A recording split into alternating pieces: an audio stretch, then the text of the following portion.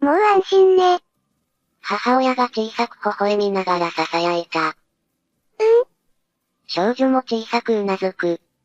俺は台風の日の夜、行方不明になった愛犬を捜索していた。すると遠くの公園から犬の鳴き声が聞こえてきたんだ。急いで駆け寄ると、ボロボロの服を着た親子が、俺の愛犬、ポチを抱きかかえていた。ポチ、無事でよかった。本当にありがとうございます。でも、君たちは？二人は何も持たず、傘すらない。まるで、台風の中に取り残されたようだった。よかったらお礼にうちの旅館に来なよ。助けてくれたお礼もしたいし、遠慮しないでくれ。そう言って不安そうな親子を旅館に招待することにしたんだ。この出会いが俺の人生を大きく変えることになるなんて、思いもしなかったんだ。俺は温泉旅館の店主をしている。小さな旅館だが、代々続く由緒ある宿で、長年の常連客も多い。派手な宣伝こそしていないものの、ひなびた温泉宿の良さを、気に入ってくれる人が多く、なんとかやっていけている。とはいえ、大手の宿泊施設と比べれば経営は楽じゃない。人手も少なく、俺自身がフロント、調理、雑務までこなす毎日だ。そんな俺の旅館には、もう一つの自慢がある。看板犬のポチだ。ポチは真っ白な中型犬で、旅館の庭や玄関先を自由に行き来しながら、客や近所の人に可愛がられている。おっとりしているが人懐っこく、旅館の雰囲気を和ませてくれる存在だ。普段は外で過ごし、夜になると俺の布団に潜り込んでくる甘えん坊でもある。そんなポチが、あの夜は突然いなくなった。その日は、台風が近づいていた。昼間から空は分厚い雲に覆われ、次第に強い風が吹き始めていた。夕方になる頃には雨が本降りとなり、旅館の周りも荒れ模様だった。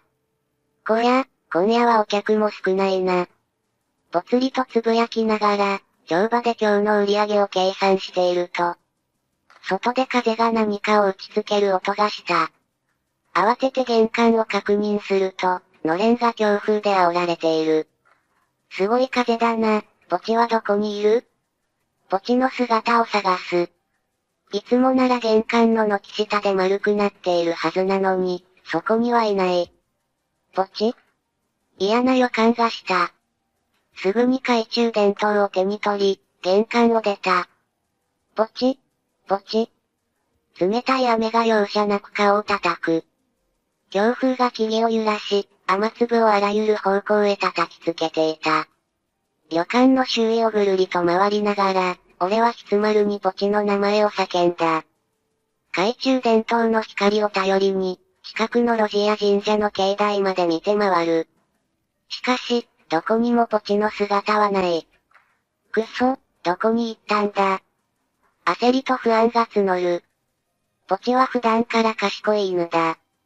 勝手に遠くまで行くようなことはない。それが、こんな嵐の夜に限っていなくなるなんて。何かあったんじゃないか？そんな時、遠くからかすかに犬の鳴き声が聞こえた。ポチ？風に紛れて聞こえたかすかな声を頼りに、俺は足を進めた。鳴き声は旅館から少し離れた公園の方から聞こえる。心臓が早金のように打ち始めた。待ってろよ。ずぶ濡れになりながら、俺は公園へと走った。公園に着いた時、俺は思わず息を飲んだ。街灯の少ない公園の隅、雨に打たれながら、ポチを抱きしめるようにして座っている親子がいた。母親は肩を震わせながらポチを包み込むようにしており、その傍らには、薄手のワンピースを着た幼い娘が寄り添っていた。二人ともずぶ濡れで、寒さに耐えているのがわかる。それでも、ポチの体を優しく抱きしめ、安心させるように撫でていた。もう安心ね。母親が小さく微笑みながら囁いた。少女も小さくうなずく。ポチは二人の腕の中でじっとしていた。怯えていたのか、親子のぬくもりを感じて安心したのか。尻尾をわずかに揺らしていた。その光景を見た瞬間、張り詰めていた感情が一気に溢れた。ポチ、無事でよかった。俺は震える手でポチの体を抱きしめた。ポチの白い毛はずぶ濡れで、泥がついている。それでも、俺の腕の中で尻尾を弱々しく振った。どこ行ってたんだよ。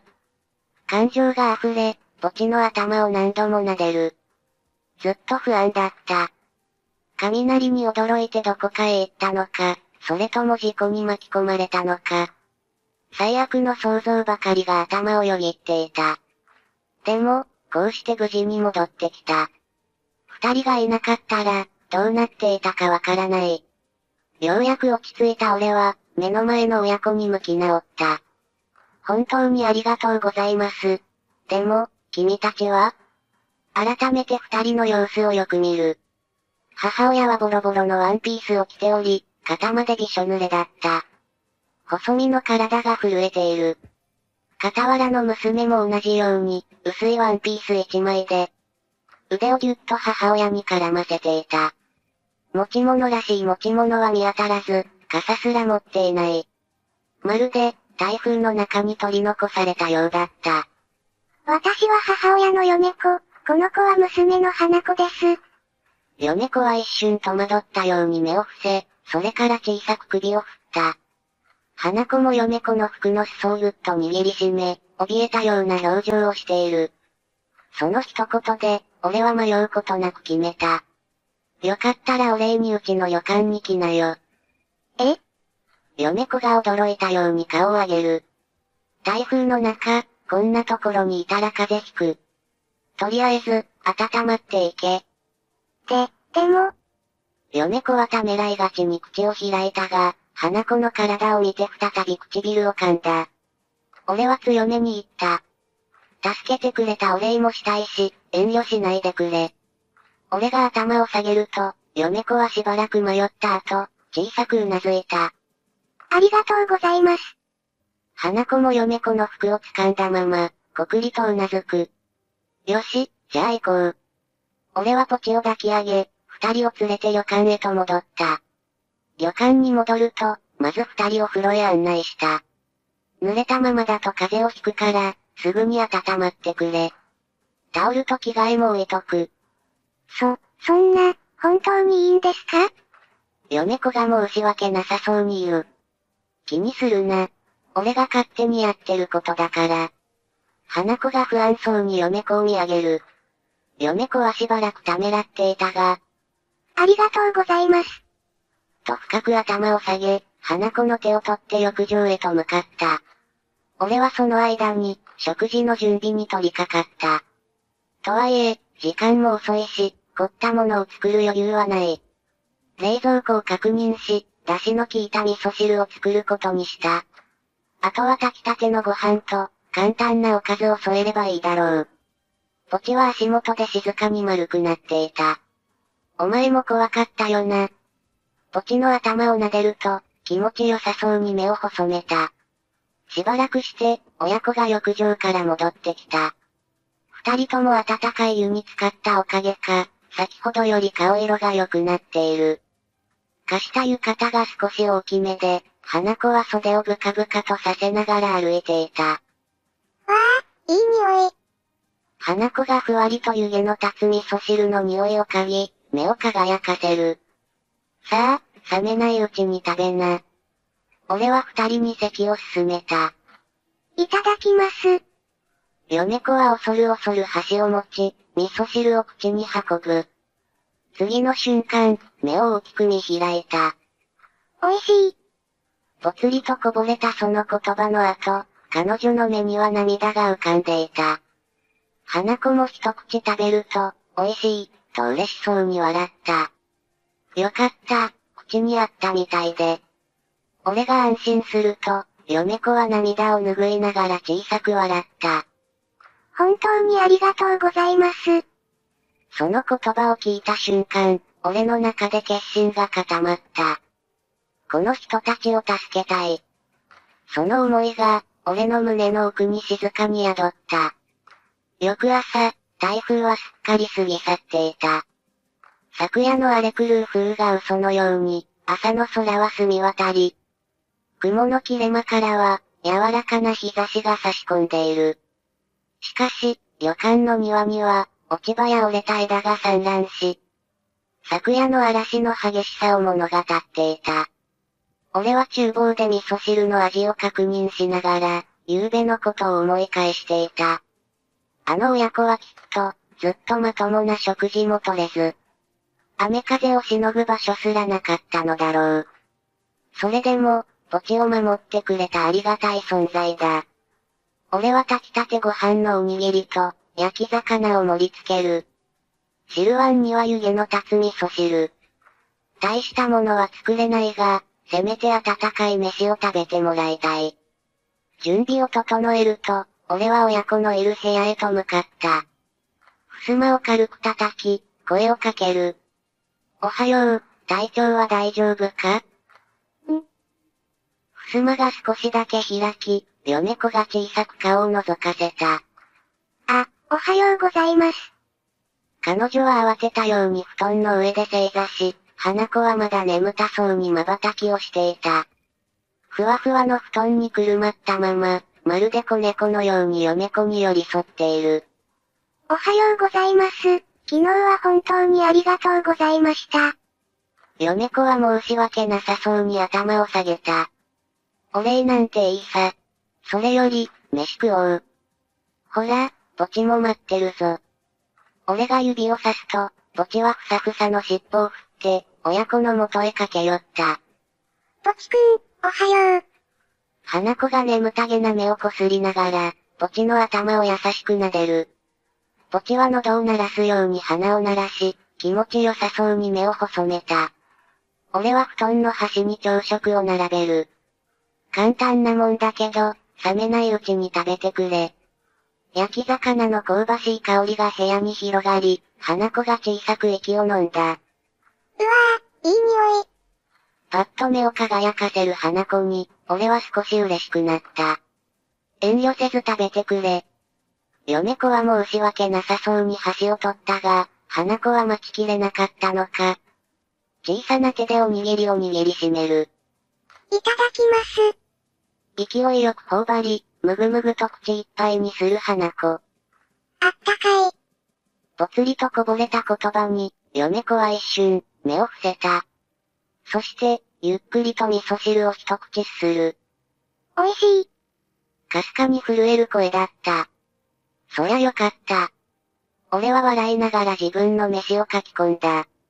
しばらくの間、朝食の場は静かだった。箸が動く音、汁をすする音だけが響く。しかし、ふと米子を見ると、何度もためらうように視線を落とし、まるで言うべきか迷っているように見えた。なあ。俺は口を開いた。少し落ち着いたか？米子は箸を置き、小さくうなずいた。はい。おかげさまで。だが、彼女の目にはまだ、不安の色が浮かんでいた。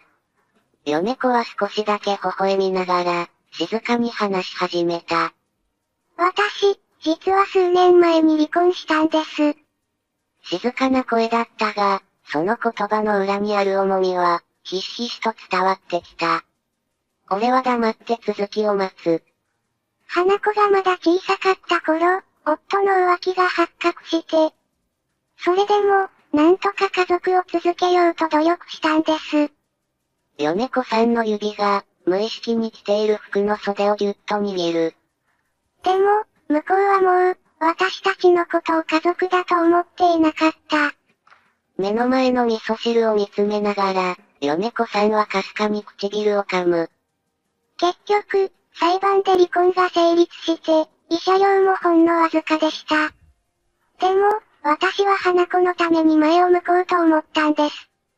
仕事を掛け持ちして、なんとか二人で生きていこうって。そこまで語ると、米子さんは一度小さく息を吐いた。けど、先日、詐欺に遭いました。詐欺？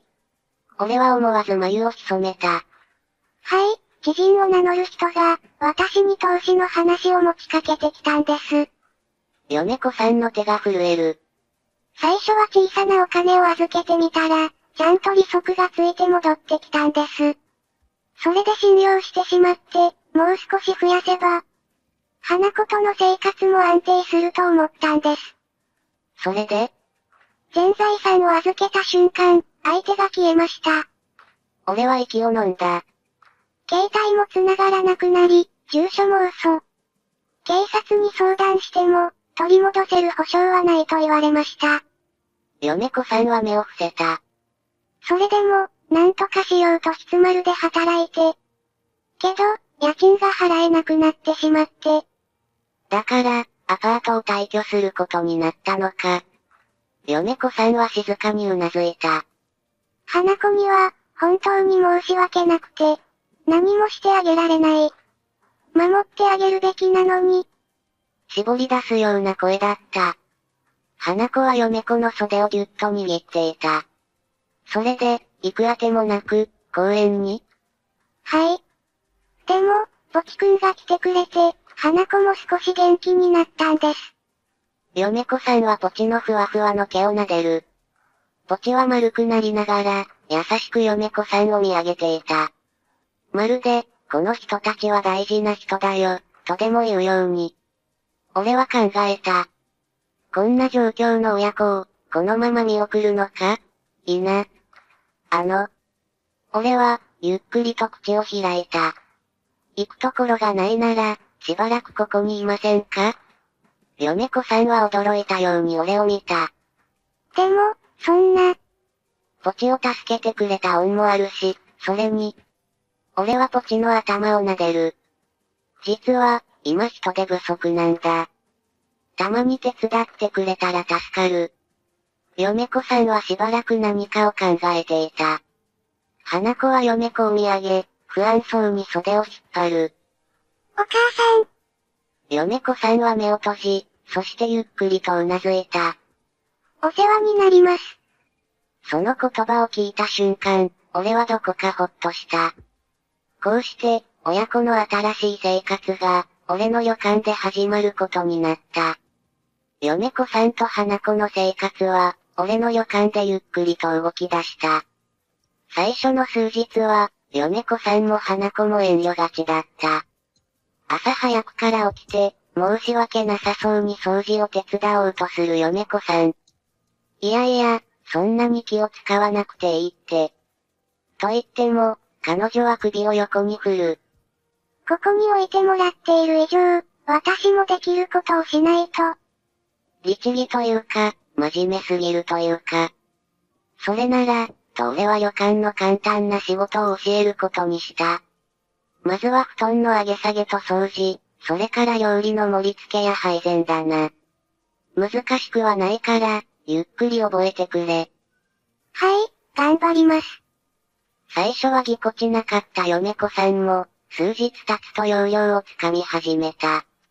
布団の敷き方一つにも丁寧さが出てきて、料理の盛り付けも見栄えが良くなってきた。すごいじゃないか、もう旅館の女将みたいだな。冗談めかして言うと、米子さんは頬をあからめながら苦笑した。いえ、まだまだです。でも、なんだかこういう仕事、好きかもしれません。最初の遠慮がちな様子からは考えられないほど、少しずつ前向きになっている気がした。最初の頃は、不安そうに何度も俺に確認しながら、仕事をしていた米子さんだったが、今では旅館の従業員とも打ち解け、自然と笑顔を見せるようになっていた。おかみさんって呼ばれる日も近いかもな。俺が冗談めかして言うと、米子さんは少し頬をあからめて、照れくさそうに目を伏せた。仕事が安定するとともに、米子さんの経済状況も、少しずつ改善していった。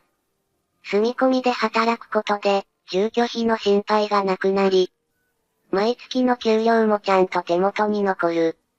久しぶりに、自分で稼いだお金で服を買いました。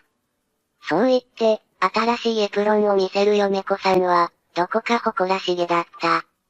似合ってるじゃないか。そう言うと、嫁子さんは少し恥ずかしそうに微笑んだ。花子の変化も、日に日に感じられるようになった。最初の頃は、俺や他の従業員に対して緊張していたのか。嫁子さんの後ろに隠れるようにしていた。けれど、ポチと遊ぶうちに少しずつ表情が柔らかくなり、旅館の中を歩き回るようになった。ポチくん、お散歩行こ。小さな長靴を履いて、ポチと庭を駆け回る姿を見ていると、なんだかこっちまで嬉しくなる。ある日、花子が俺の手を引っ張った。ねえ、これ見て。差し出されたのは、色鉛筆で描かれた旅館の絵だった。大きく描かれた建物の前には、ポチと俺、それに嫁子さんと花子の姿もあった。おお、すごいな。ここ、あったかくて好き。無邪気な笑顔に、思わず胸が熱くなる。ある日、学校から帰ってきた花子が、ランドセルを下ろすなり、俺の元へ駆け寄ってきた。お母さん、一気おじさん、これ見て。差し出されたのは、一枚のテスト用紙。そこには、大きく100点と書かれていた。おお、すごいじゃないか。えへへ。ポチにも見せてくる。花子は嬉しそうに旅館の奥へ走っていった。それを見送る嫁子さんは、どこか感慨深げだった。本当に、ここに来れてよかった。俺はただ黙ってうなずいた。この旅館が、二人にとっての新しい居場所になっていく。そう思うと、なんだか胸が温かくなった。旅館の朝は早い。外はまだ薄暗く、静寂の中に、わずかに鳥のさえずりが混じる。冷え込む朝の空気を吸い込みながら、俺は露天風呂へと向かった。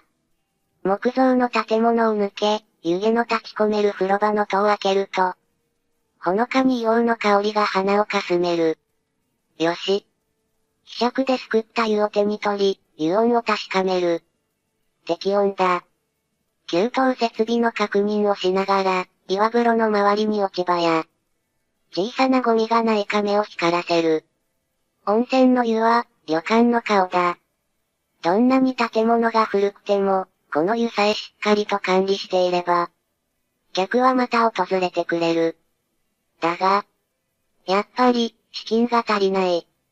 帳場に戻り、帳簿を広げると、改めて現実を突きつけられた。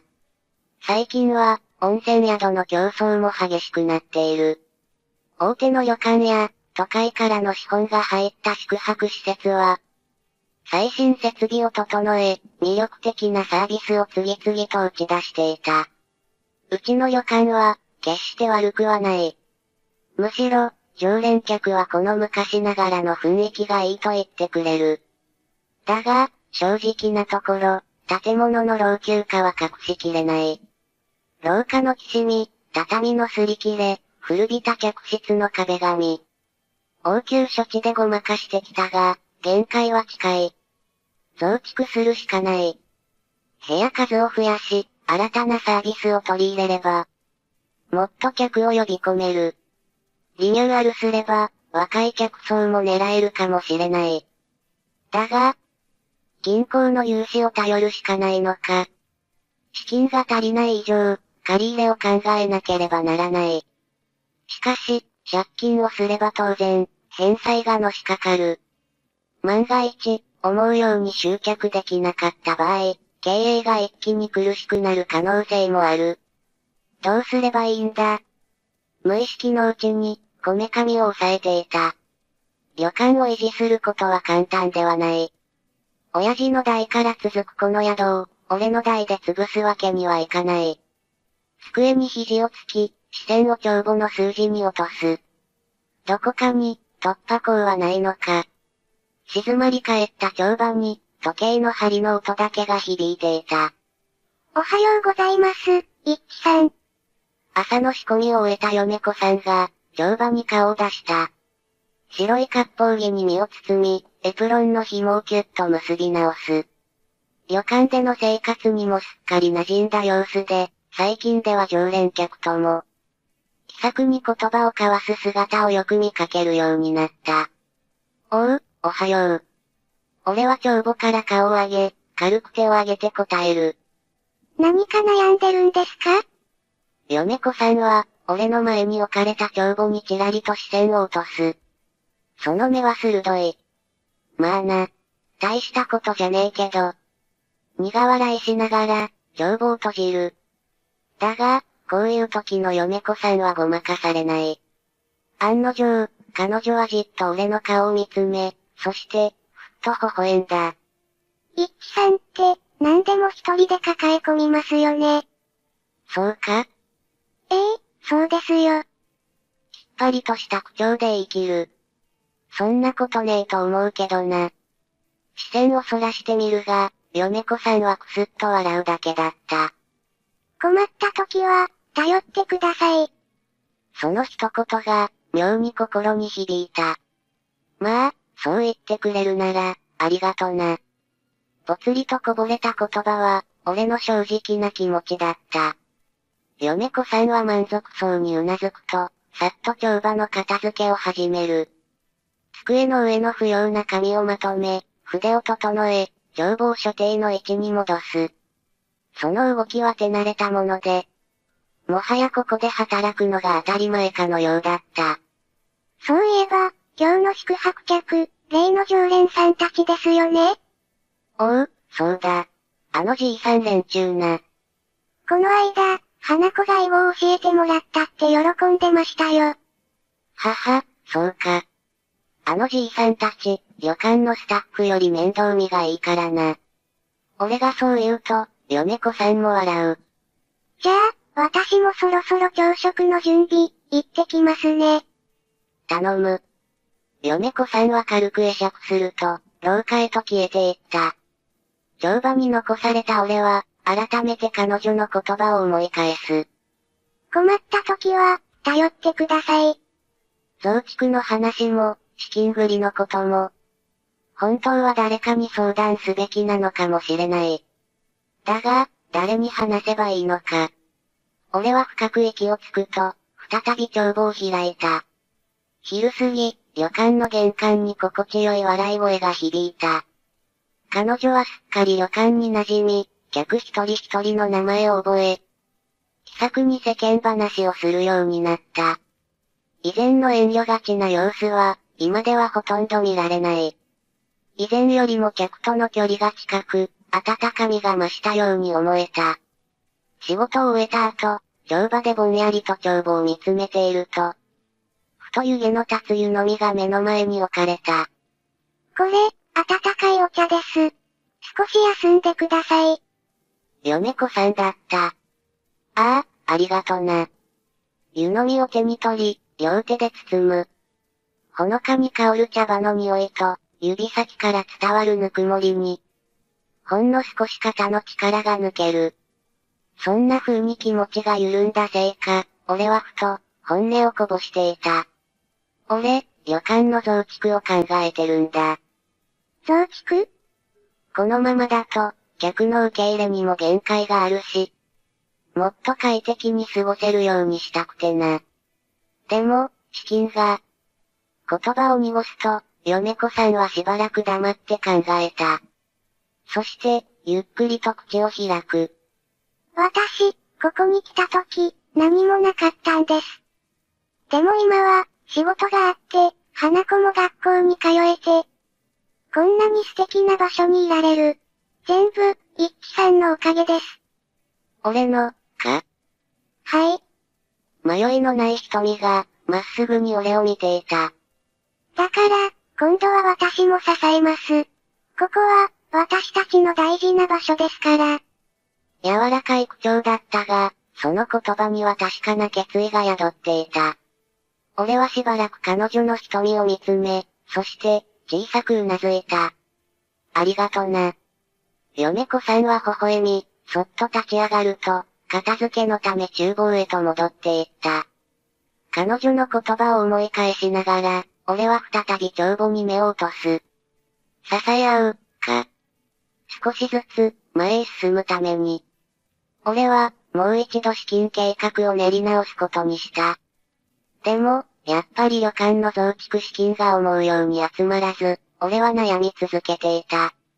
そんな中、ある日、米子さんが帳場にやってきた。一輝さん、ちょっといいですか？どうした？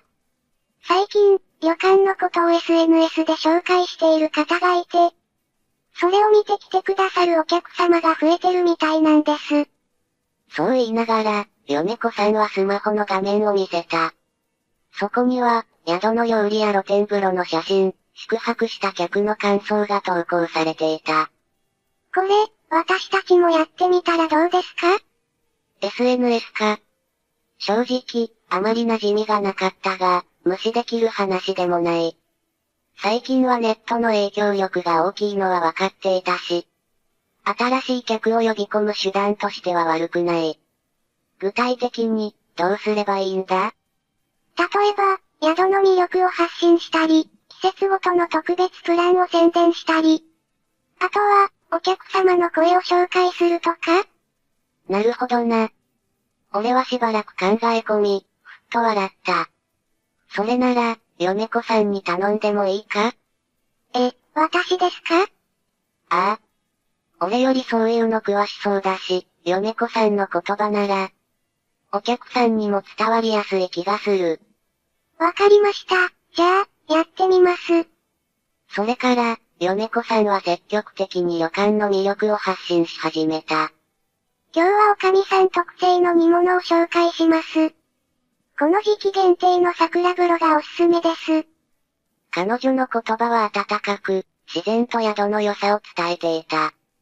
すると、少しずつ反応が増え、SNS を見て予約を入れる客が現れ始めた。SNS 見てきました。写真の料理が美味しそうで、泊まりたくなって。そんな声が聞こえるようになり、売り上げも少しずつ上向いていった。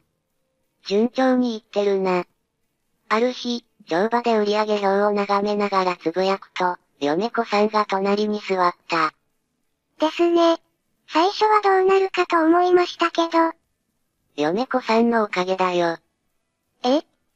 驚いたように目を見開く米子さんに、俺は続ける。米子さんが SNS で宣伝してくれたおかげで、こうやって客も増えてる。ありがとな。そんな、私だけの力じゃないですよ。一輝さんがずっと旅館を守ってきたからこそです。SNS を活用した宣伝が功を奏し、旅館の売り上げは少しずつ上がっていった。忙しいながらも充実した日々が続き、俺と米子さんの距離も自然と縮まっていった。けれど、一輝さん、最近、ちょっと疲れてません？乗馬で帳簿をつけていた俺に、米子さんが湯飲みを差し出した。そうか？あんまり無理しないでくださいね。おう。ありがたいと思いながらも、俺は素直に礼を言えず、ついそっけない返事をしてしまう。米子さんは少し困ったように笑い、一輝さんって、ほんと頑固ですよね。なんて言いながら、そっと台拭きを手に取り、乗馬の墨を拭き始めた。最近、米子さんのことをよく気にしている自分がいる。宿の仕事を頑張っている姿を見ると応援したくなるし、疲れている様子を見ると休ませたくなる。けれど、それを言葉にするのが妙に照れくさい。米子さんこそ、無理すんなよ。ようやくそれだけ絞り出すと、米子さんは目を丸くしてから、小さく笑った。はい。ただのやりとりなのに、心臓が妙に落ち着かない。一方で、米子さんもまた、俺に対して複雑な思いを抱えているようだった。ある夜、客の対応を終えた後、廊下でふと米子さんと二人きりになった。今日もお疲れさん。はい。米子さんの返事は、いつもより少し元気がない。どうかしたか？いえ。ただ、私、本当にここにいていいのかなって。なんだよ、急に。最初は、助けてもらったから働いて。でも、こうして旅館の仕事に関わるうちに、なんだか楽しくなってきて。米子さんはうつむきながら、小さく息をついた。でも、私はもともとここにいたわけじゃないし。一輝さんにとって、私はどういう存在なんだろうって。うまく言葉が出てこない。本当は、ここにいてほしいと思っている。でも、それを伝えるのが、なぜか難しい。そんなこと、考えなくていいんじゃねえか？え？嫁子さんがいたいと思うなら、いればいい。それだけだ。それが俺なりの精一杯の言葉だった。嫁子さんはしばらく俺の顔を見つめ、それから小さく笑った。一輝さんって、やっぱり不器用ですね。うるせえ。俺はそっぽを向いたが、心のどこかで、彼女の笑顔にほっとしている自分がいた。素直になれないまま、それでも俺たちは、少しずつ思いを募らせていく。ある日、銀行から電話がかかってきた。え？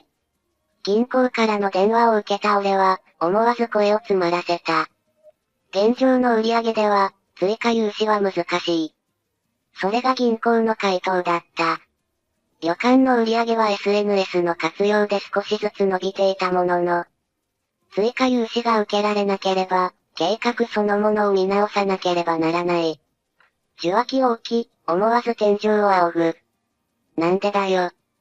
このままでは旅館を大きくするどころか、現状の維持すら危うくなるかもしれない。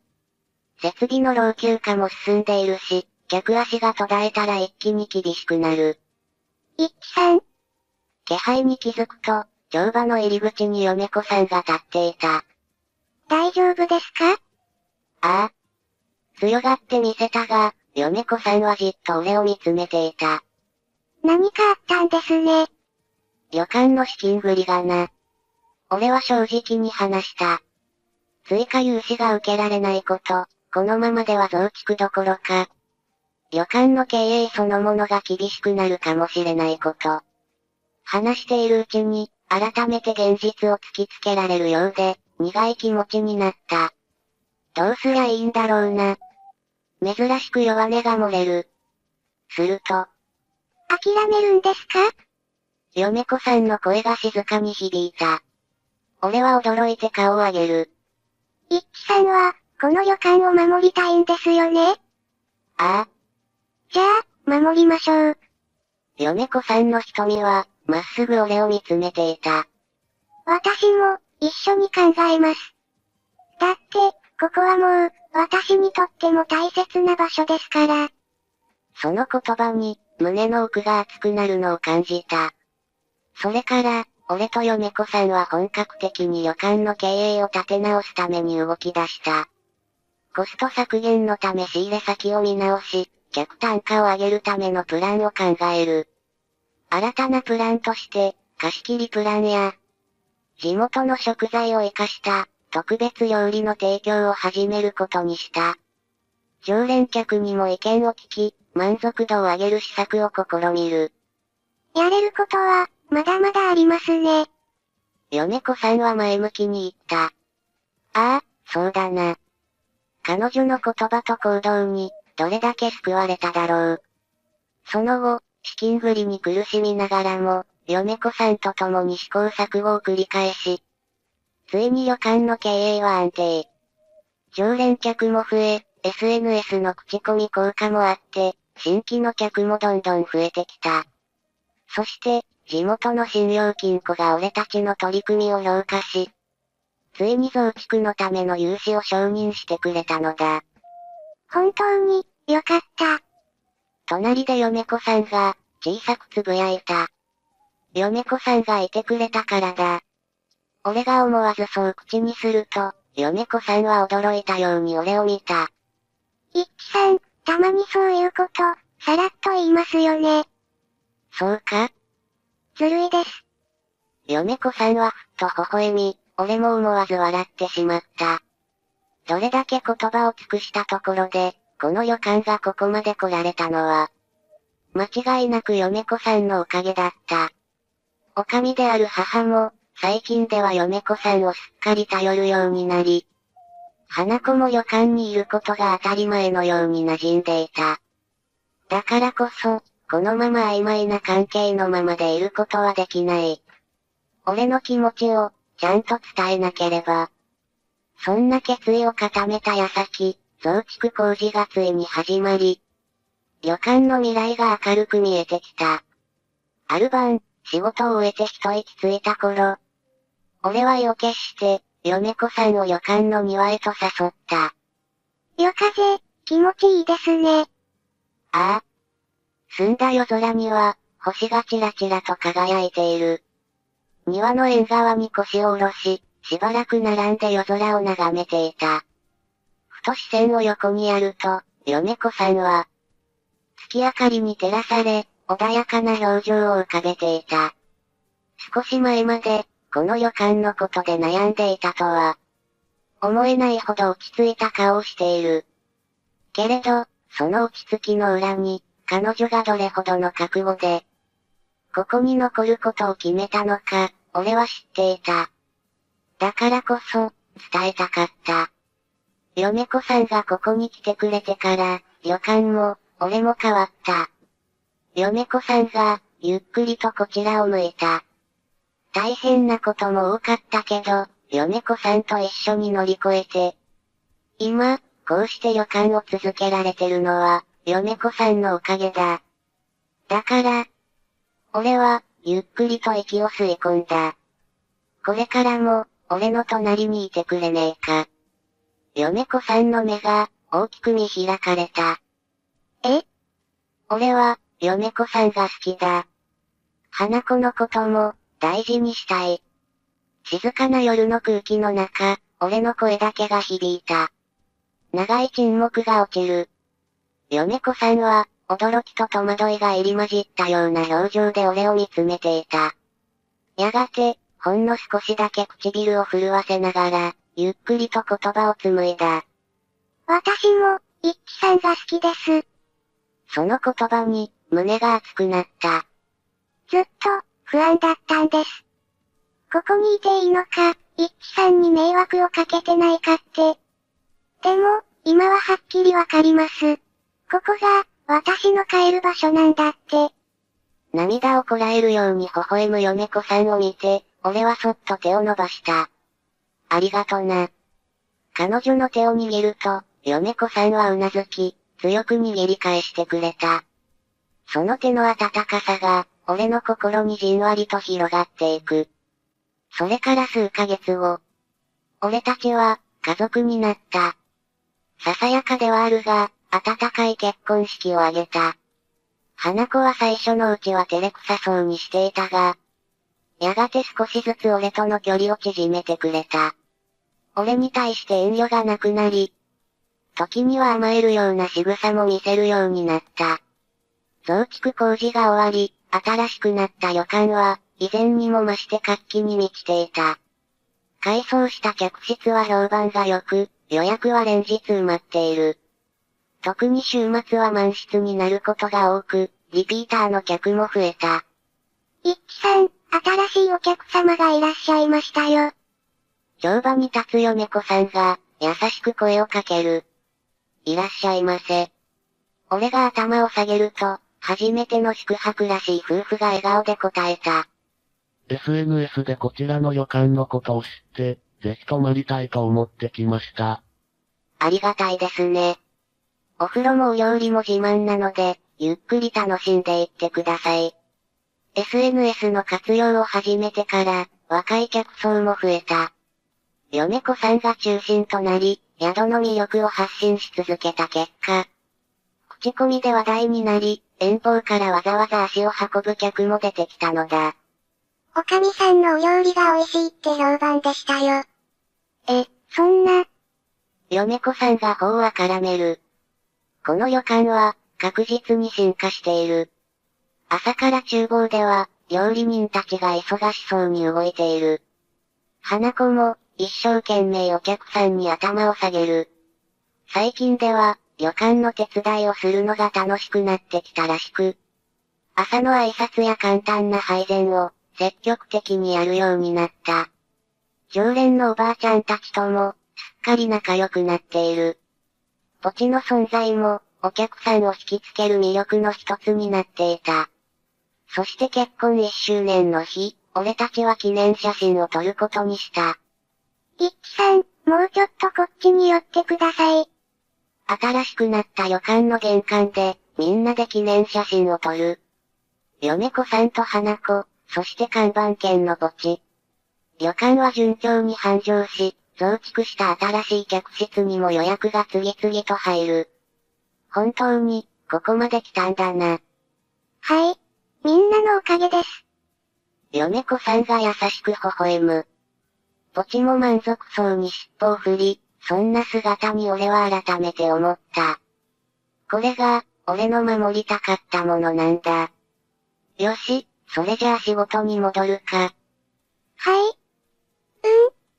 新しい家族と共に、俺たちの旅館はこれからも続いていく。幸せな未来へ向かって、